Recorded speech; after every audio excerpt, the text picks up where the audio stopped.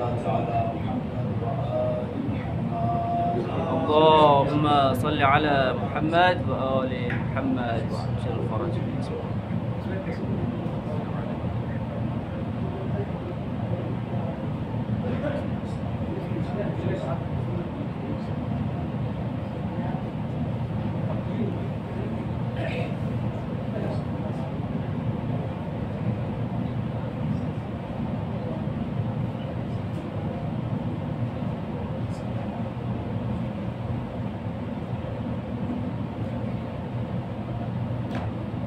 أعوذ بالله من الشيطان الرجيم.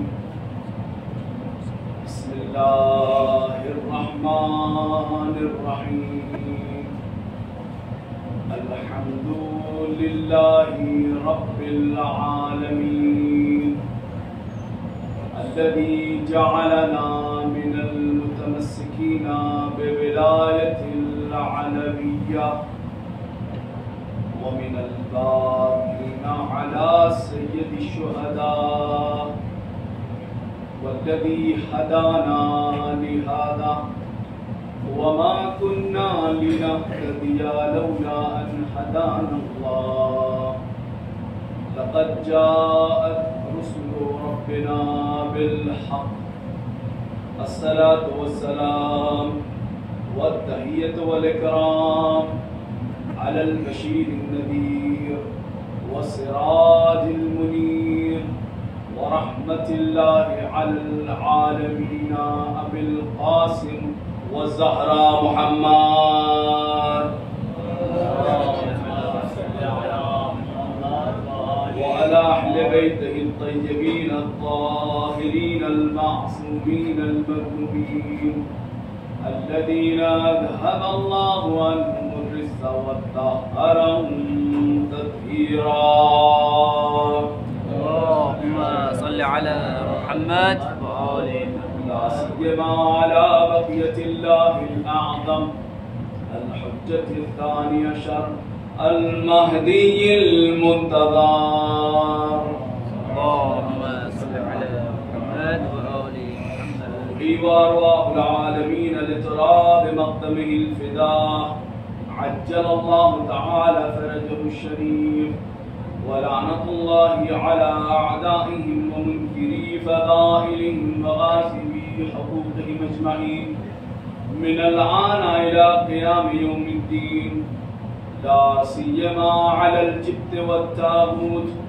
أما بعد فقد قال حق سبحانه وتعالى في القرآن المجيد وهو أصدق الصادقين وقوله الحق. بسم الله الرحمن الرحيم. يا أيها الذين آمنوا استجيبوا لله وللرسول إذا دعاكم لما يحييكم. صلوات على محمد وآل محمد. اللهم صل على محمد وآل محمد وعجل فرجهم. ایام عزا کی یہ چوتھی تاریخ ہے. سلسلہ مجالس کی یہ چوتھی مجلس ہے. برکات حسین، عطاء حسین، لطف حسین، کرم حسین جہاں پٹتا ہے جس کی آرزو معصوم فرشتے کرتے اس فرش آزاد کو، فرش حسین کو جس کی تمنا ملائکہ کرتے ہیں، اس پر تشریف فرما ہو کر کے ذکر حسین سنتے ہیں. آیت قرآن میں عجیب ایک حقیقت ہے کہ جو مومنین کو سمجھایا جا رہا ہے. دیکھو جو کوئی بھی دنیا میں بشکل انسان تمہیں نظر آ رہے ہیں انہیں ضروری نہیں کہ تم انسان سمجھو. ایک حقیقت کی طرف لے جانا چاہتا ہوں.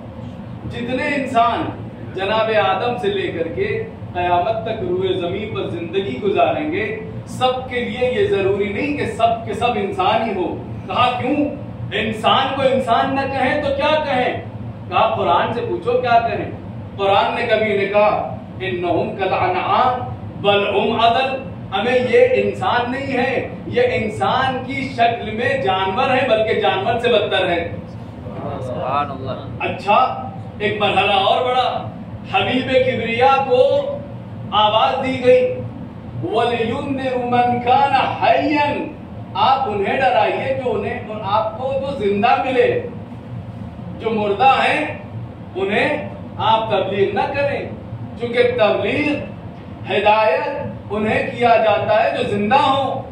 لِيُنذِرُ مَنْ كَانَ حَيًّا، جو زندہ ہوں انہیں تبلیغ کر کیجئے گا۔ اچھا ایک آیت مبارکہ اور ملی کہ جس میں ارشاد ہوا أَوَمَنْ كَانَ مَيِّتًا فَأَحْيَيْنَاهُ، ان میں جو میت ہے مردہ ہے انہیں زندہ ہم نے کیا۔ اچھا ایک آیت اور ملی کہ جس میں ارشاد ہوا یخرج الحی من المیت ویخرج المیت من الحی، کچھ ایسے ہیں کہ جنہیں ہم نے مردوں میں سے زندوں کو نکالا، کچھ ایسے ہیں کہ جن کے زندوں میں سے مردے بھی نکلتے ہیں۔ اما یہ کیسی گفتگو چل رہی ہے سمجھ میں نہیں آ رہا ہے۔ اگر یہ آئے مبارکہ کہ جس کی تلاوت کا شرف ملا، اگر یہ نہ ہوتی تو بات واضح نہ ہوتی۔ دنیا میں بہت سارے ایسے لوگ ہیں جو زندگی گزارتے ہوئے نظر آ رہے ہیں، قرآن انہیں کہہ رہا ہے کہ دیکھو ان کا شمار زندوں میں نہ کرنا، یہ زندہ نہیں ہے، یہ مردہ صفت ہے۔ اچھا آئے مبارکہ نے کیا کہا؟ بسم اللہ الرحمن الرحیم، یا ایھا الذین آمنوا استجیبوا للہ وللرسول اذا دعاکم لما یحییکم۔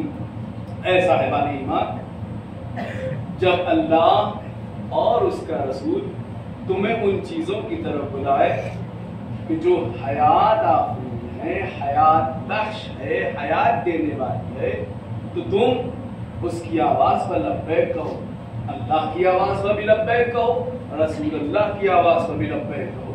کیوں؟ اس لیے کہ جس چیز کی طرف رسول بلائیں گے، جس چیز کی طرف اللہ بلائے گا، اس میں حیات ہے۔ اب علماء سوال اٹھاتے ہیں کہ لما یحییکم کا مصداق کون ہے؟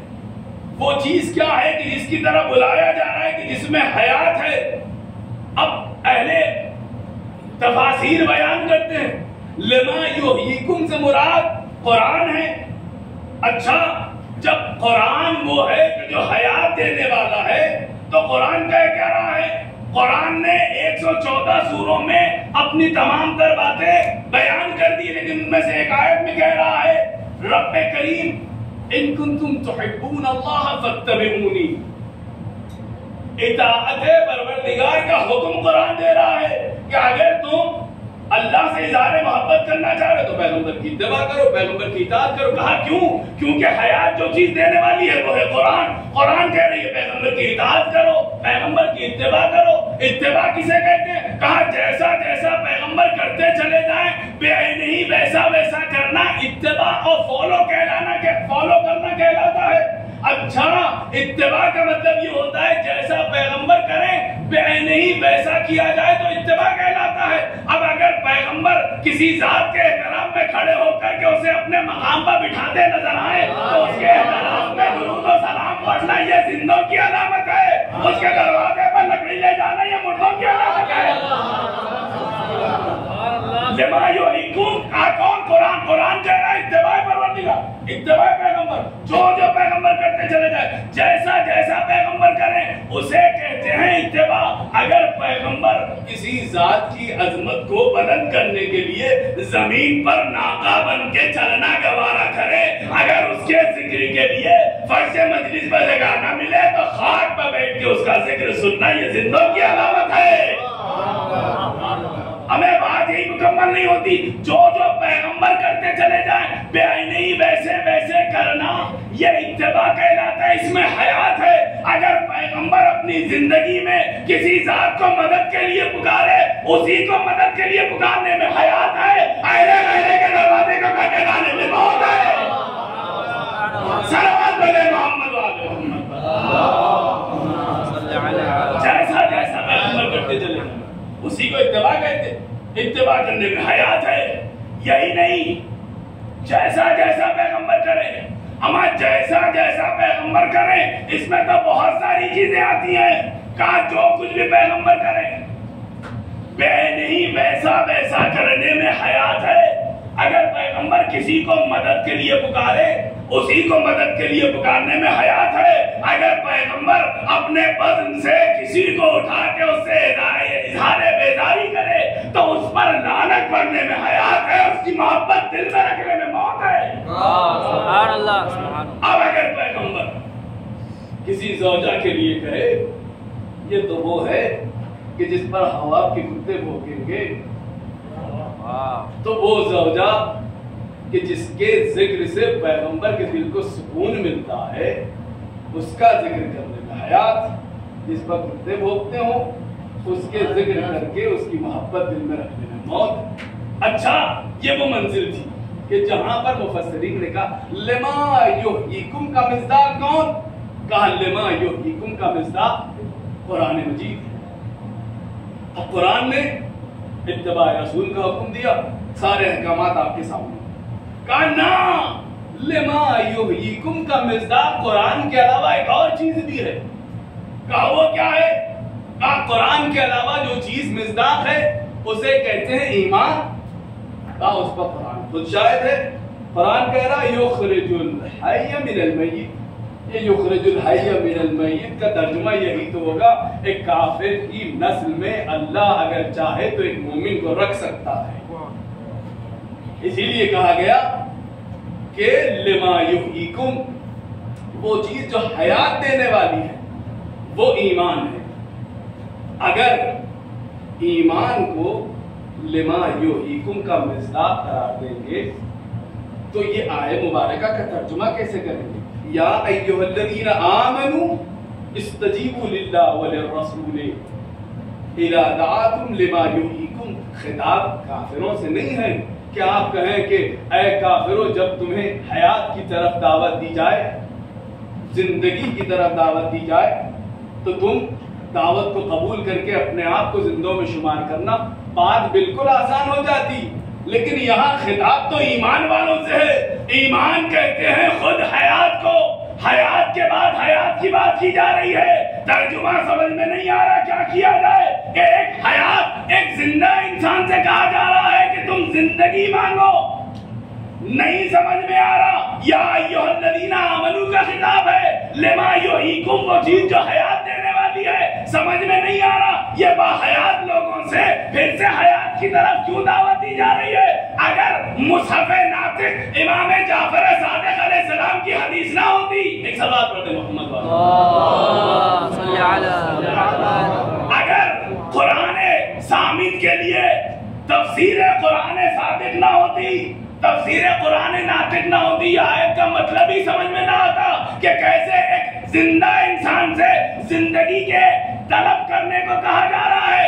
امام نے کہا جانتے ہو لما یحییکم کا مصداق کون ہے؟ کہا لما یحییکم کا مصداق کوئی اور نہیں بلکہ میرے جد علی بن ابی طالب کی ولایت و محبت ہے. سبحان اللہ. اب ترجمہ کیسے کرو گے؟ کہا دیکھو اگر کسی کے دل میں توحید و نبوت پانا تو انہیں ظاہراً زندہ سمجھنا، لیکن اگر ان کے دل میں میرے جد کی ولایت نہ ہو تو سمجھ جانا ابدی حیات کبھی نہیں مل سکتی. حیات ابدی جو نجات ہے دنیا و آخرت، یہ دونوں چاہیے ہے تو ولایت علی بن ابی طالب کا دامن کو تھامنا ہوگا.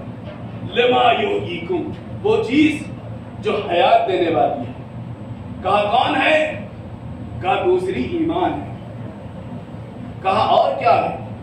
کہا لما یحییکم کا مصداق پہلا قرآن. کہا دوسرا ایمان. کہا لما یحییکم کا تیسرا مصداق کیا؟ کہا لما یحییکم کا تیسرا مصداق حق ہے. اگر پیغمبر حق کی طرف دعوت دے تو حق میں حیات ہے، باطل میں موت ہے. اگر تمہیں یہ دیکھنا ہو کہ زندہ کون ہے تو یہ دیکھو کون حق کی پیروی کرنے والے ہیں، کون حق سے متمسک ہے. وہ زندہ ہیں جو حق سے روگرداں ہیں. یا جو باطل کے ماننے والے ہیں انہیں زندہ شمار نہ کرنا. یہی مطلب ہوگا نا. لما یحییکم کا مطلب کیا ہوا؟ کہا حق سے اگر دامنگیر ہو جائیں گے تو زندہ کہلائیں گے. اگر حق کے ساتھ رہے تو زندہ ہیں، باطل کے ساتھ رہیں گے تو مردہ ہیں.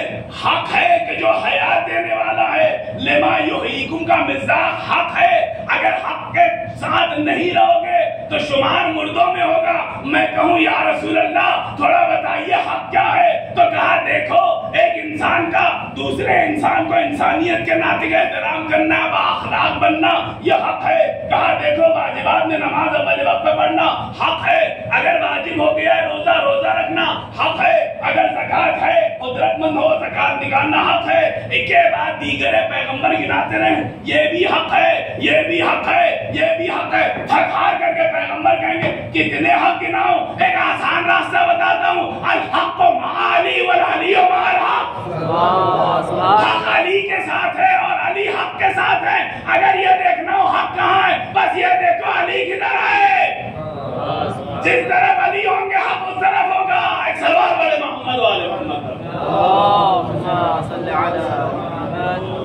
لما یحییکم کا مراد حق ہے. جہاں حق ہوگا وہاں حیات ہوگی. حق کے مقابل میں ہوگا باطل ہے موت. اب ایک نتیجہ مل گیا. جب حق علی کے ساتھ ہے تو علی کے مقابل میں آنے والا موت اور باطل ہوگا، اور باطل کے ساتھ رہنے والا وہ بھی باطل، وہ بھی مردہ. تو اب یہ دیکھنا ہے حق کے مقابل میں کون آ رہا ہے. کیا ضروری ہے حق کے مقابل میں مرنا ہے تو ہی وہ باطل پر ہو؟ کیا کوئی ضروری نہیں ہے. حق کے مقابل میں چاہے عورت آئے وہ بھی باطل ہے، مردہ ہے، مرد ہے وہ بھی باطل ہے، مردہ ہے. صلوات پڑھتے محمد والے محمد. لما یحییکم وہ چیزیں جو حیات دینے والی، جو حیات بخشنے والی، کہا وہ ہے حق. اور یہی وجہ ہے کہ جو زندہ ہوتے ہیں ان سے قرآن مخاطب ہے.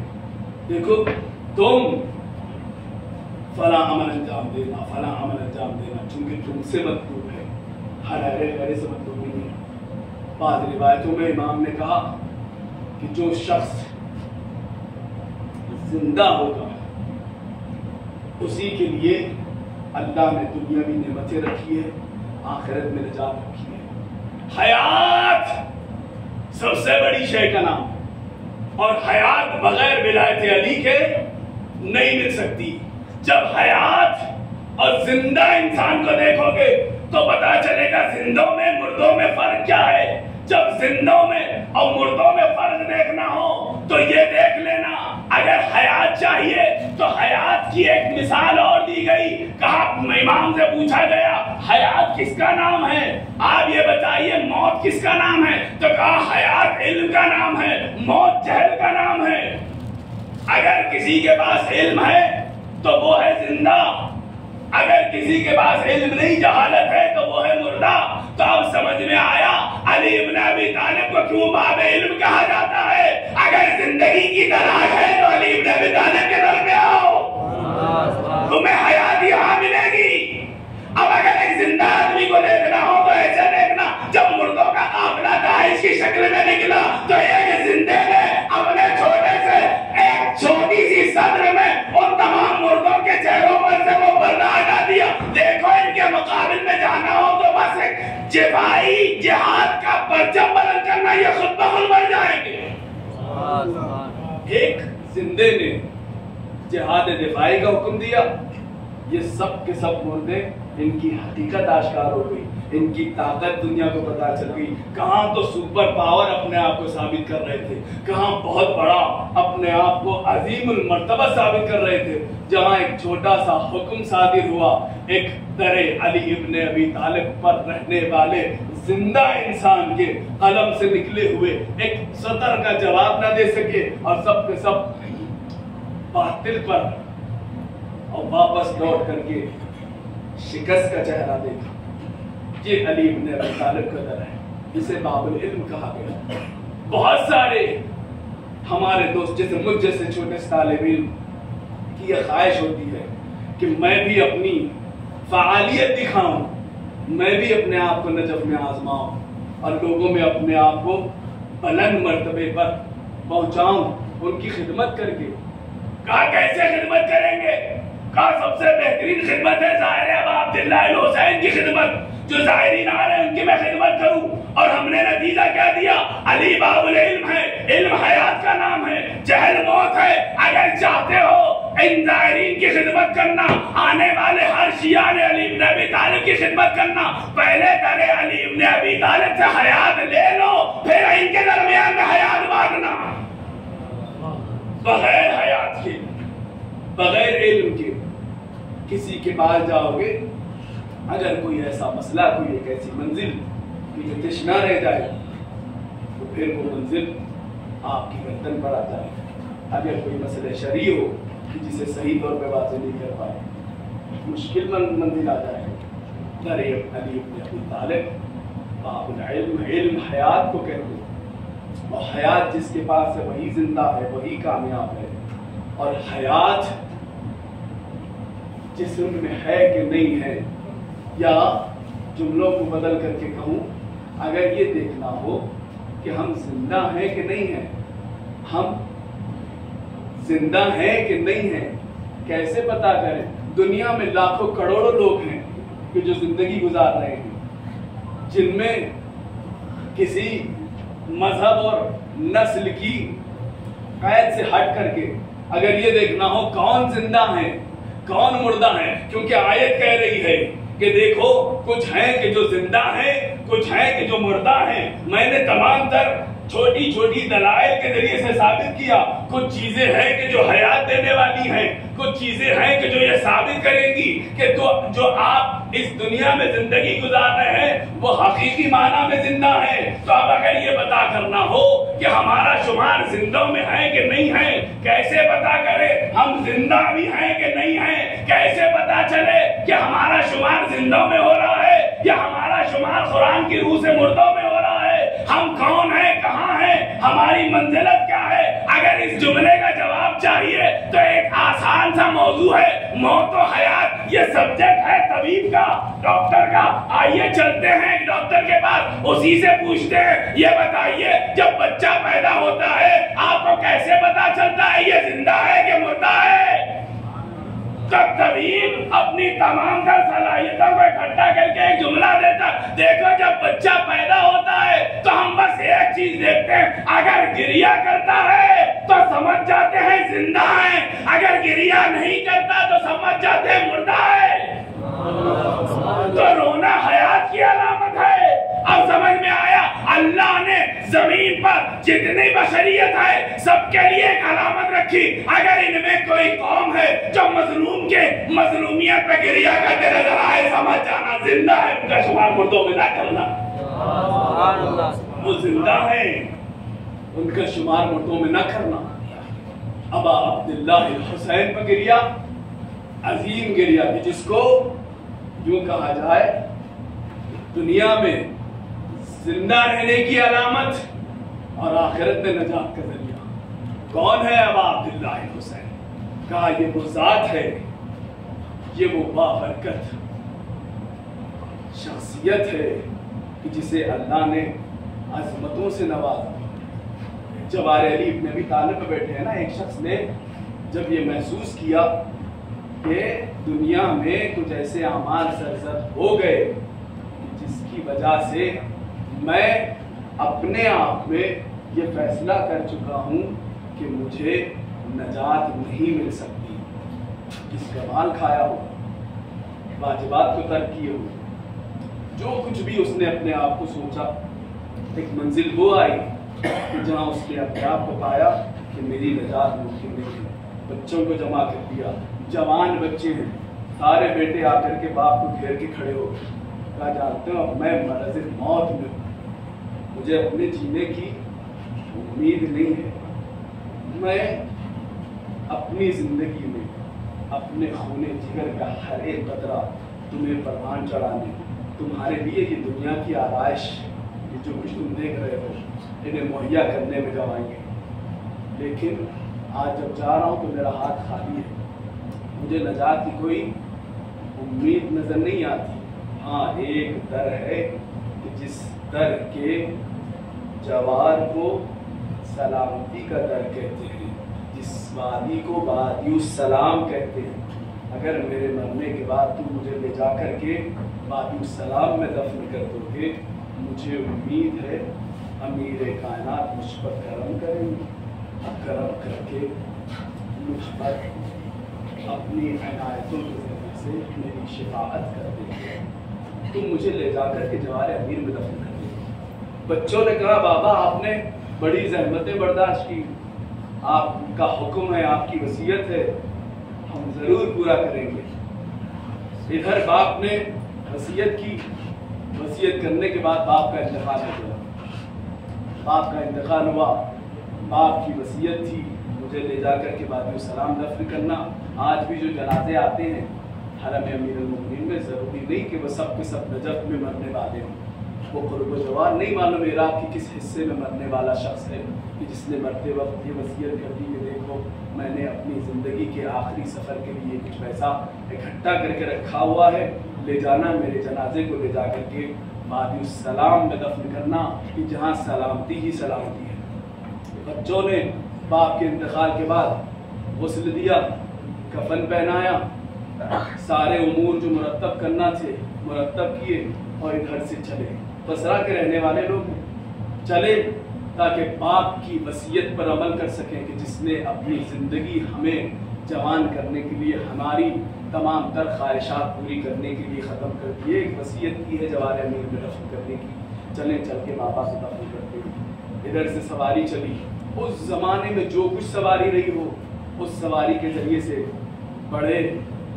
इधर मौला कायनात है कि जो अपने खादिम के ख्वाब में आके कहते हैं देखो कल इस सरजमीन पर फला बाप फला शारे की जानिब से एक जनाजा लाया जाएगा। देखो जब वो जनाजा लेकर के करीब आए फौरन से रोक देना, हरगिज़ उन्हें जवारे अमीर में वादियुस्सलाम में दफन होने ना देना। उनसे कहना अली ने कहा है कि ये लेकर के चले जाए जनाजा, कहीं और दफन करें, कह देना अली का हुक्म है। खादिम बेचैन हो गया, ये कैसा ख्वाब है, ये कैसा हुक्म है अमीर कायनात। बेचैन होकर के जब नींद से बेदार हुआ तो उसने सोचा अमीर का हुक्म है, चलो चलता हूँ उसी इशारे पर कि जिसका इशारा किया था मौला ने। जा करके इंतज़ार करने लगा, कुछ देर तक इंतज़ार करता रहा, काफ़ी देर हो गई, कोई नहीं आया। जिस औसाफ का और जिन सिफात का जनाजा इमाम ने कहा था कोई नहीं आया।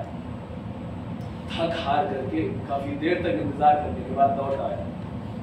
चूँकि काफ़ी देर तक ठहर करके थक गया था, सो गया। जब सोया तो दोबारा ख्वाब में अमीर कायनात को देखा। अमीर कायनात कहेंगे कल जिस जनाजे को मैंने मना किया था आज वो जनाजा लाया जाएगा। आज उस जनाजे को जिस शारे से लाया जाएगा बड़ा एहतमाम करना और बहुत इज्जत और एहतराम के साथ उसे ला करके मेरे जवाब में रखना। और हाँ, कोई कमी न रहने पाए, किसी किस्म की कोताही न होने पाए। इमाम ने जो कुछ कहा खादिम बेचैन हो गया, तड़प उठा। तो जिस जनाजे के लिए मौला कल मना कर रहे थे आज कह रहे मौला कि जो जनाजे के लिए मैंने मना किया उसे आज लाया जाए। और देख आज उसे बहुत इज्जत और एहतराम से लेकर के आना और बहुत शान और शौकत से ला करके उसे मेरे जवार में दफन करना। बेचैन हो गया था, उठा उठ करके चला उस जानिब की जिस जानिब इमाम ने इशारा किया, पहुंचा। उसने क्या देखा, कुछ लोग हैं कि जो जनाजे को ले करके आ रहे हैं, जिनकी हालतें बता रही है, बहुत परेशान हाल है। खुद जनाजा भी बहुत साफ सुथरा नजर नहीं आ रहा है, काफी तंगुदो के बाद यहाँ तक पहुंचे ऐसा लग रहा है, बहुत मुश्किलात के बाद यहाँ तक पहुंचे ऐसा लग रहा है। खुद उनके चेहरों पर भी गुबार उड़ी हुई है, सर के बाल बिखरे हुए हैं। जनाजे को लेकर के आए, बहुत थके हुए लग रहे थे। इसने आगे बढ़ कर के पूछा कहाँ से आ रहे हो? कहा हम बसरा के रहने वाले थे, हम बसरा के हैं, नजफ में अमीर कायनात के जवार में बाबा को दफन करने के लिए आए। बस इतना सा जुमला कहा اور آگے چلنے لگے. خادم نے بڑا اہتمام کیا لیکن خادم کو جواب نہیں ملا کہ ایک رات میں ایسا کیا ہو گیا کہ جس کے سبب مولا نے اپنا فیصلہ تبدیل کر دیا. امام کا چونکہ حکم تھا بڑے اہتمام سے بہت ہی عزت و احترام کے ساتھ جنازے کو ہاتھوں ہاتھ لیا گیا, بہت عالیشان طریقے سے دفن کر دیا گیا. دفن کرنے کے بعد ایک مرتبہ اس خادم نے جاتے ہوئے ان تمام تر ورثہ سے پوچھا کہاں کے رہنے والوں, کیا ہوا؟ کہا ہمارے والد صاحب بیمار تھے, ان کا انتقال ہو گیا, انہیں وصیت کی تھی کہ یہاں دفن کر دینا, ہمیں کل آنا تھا لیکن راستے میں کچھ مشکلات آ گئی جس کی وجہ سے ہم بہت تاخیر سے یہاں پہنچے اور آج پہنچ رہے ہیں, وَإِلَّا ہمیں کل ہی پہنچنا تھا. بات ختم ہو گئی.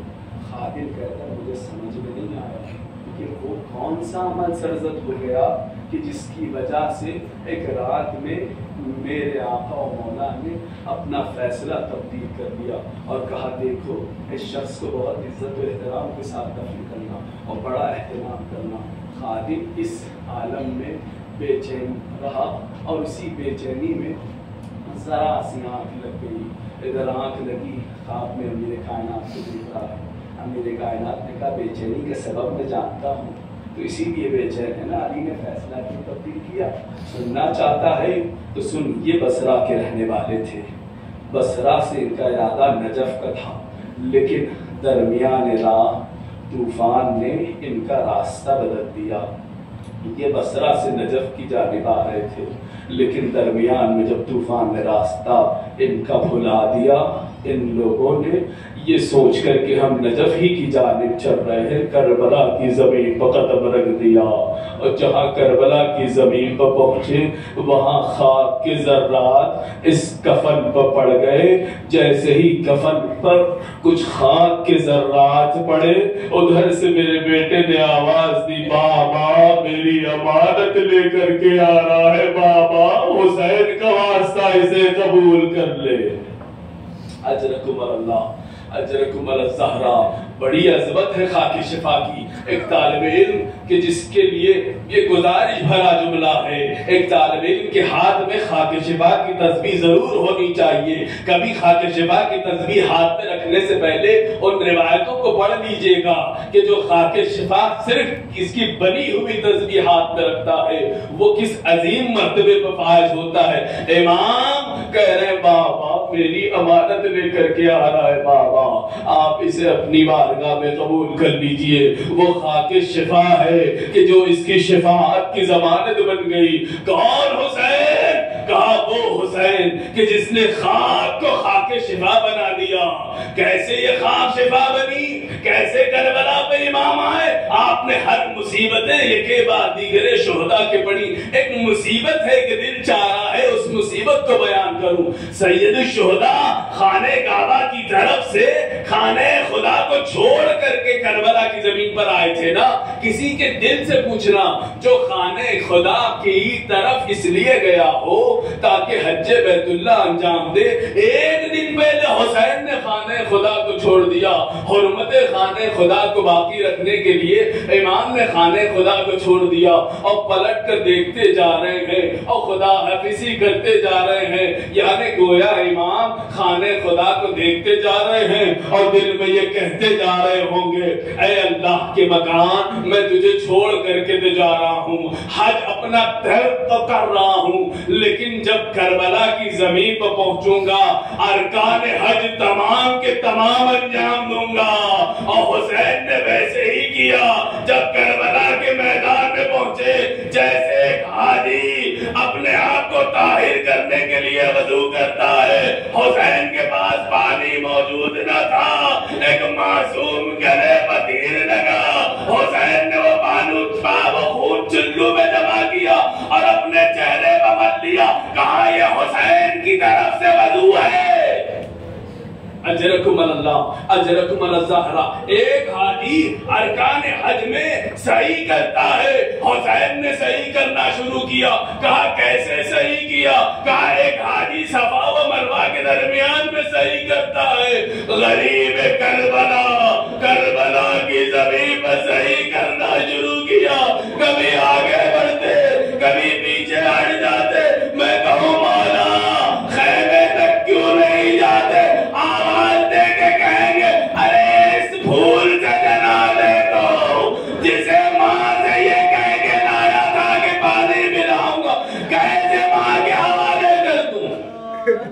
اجرکم اللہ اجرکم الزہرا، ایک حاجی ارکان میں جہاں پر صحیح کر لیتا ہے وہیں قربانی پیش کرتا ہے۔ سید الشہداء نے قربانی پیش کرنی شروع کی، کبھی اپنے بہن کے لال اور محمد کی قربانی پیش کی، کبھی اپنے بھائی کی نشانی قاسم کو پیش کیا، کبھی کڑیے جوان کی قربانی پیش کی۔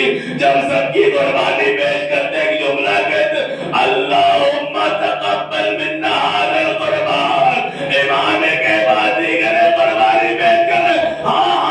حاجی جب تمام ارکان مکمل کر لیتا ہے اپنا احرام اپنے ہاتھوں سے اتار لیتا ہے، غضب ہو گیا سیدہ کے لال نے اپنا احرام اپنے ہاتھوں سے نہ اتارا، کسی نے امامہ چھینا، کسی نے نگاہ چھینی، کسی نے آواز چھینی، ایک ملعون آگے بڑھا، بڑی دیر تک کوشش کی کہ انگشتری نکل آئے، جب انگشت نہ نکل پائی وہ ظلم ہوا، ہاتھ پر تلوار انگلی کاٹ لی گئی۔